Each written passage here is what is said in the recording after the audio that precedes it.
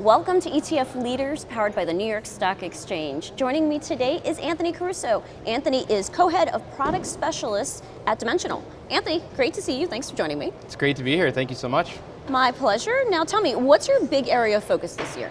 For Dimensional, we launched our ETF business a year and a half ago, and we've been fortunate in partnership with our clients to become the largest active ETF issuer in the world.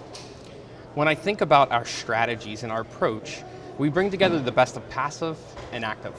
Now from a passive side, you think about broad diversification, low turnover, tax efficiency, and from a cost perspective, competitively priced. Our strategies are all 20 of the ETFs are within the lowest 15 percentile of their Morningstar category. Now what's different versus passive is we don't stop there. We look to improve upon a traditional index by having a daily flexible approach.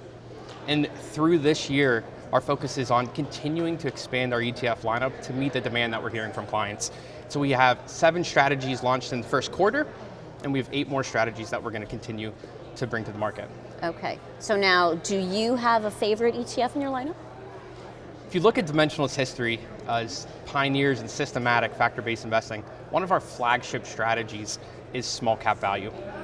And when you think about our small cap value portfolio on the mutual fund side, we have a 30-year track record of delivering over 100 basis points outperformance versus the Russell 2000 value.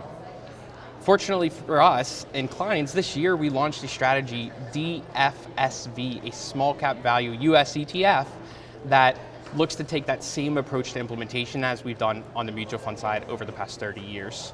And so I would have to say that probably is my favorite strategy. And the reason we're able to deliver that to clients is having a daily focus on providing exposure to small cap value and making that consistent over time.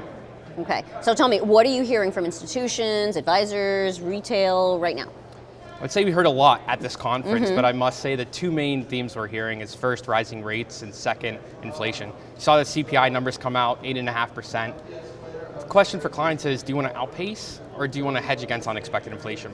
If you want to outpace inflation, global equities, global fixed income markets. If you want to hedge against unexpected inflation, we launched a TIP strategy, our inflation protected securities ETF, DFIP, in November of last year. We're seeing a lot of clients interested in that approach. And we've managed a similar portfolio on the mutual fund side for 15 years that has outperformed the Bloomberg TIPS index by 10 basis points per year.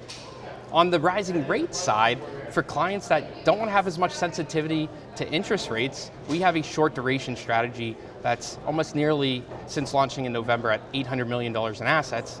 And that's for clients that don't want as much sensitivity to interest rates, but want to have exposure to fixed income markets. All right, well, Anthony, wonderful to talk with you. Thanks for joining me. And that's ETF Leaders, powered by the New York Stock Exchange.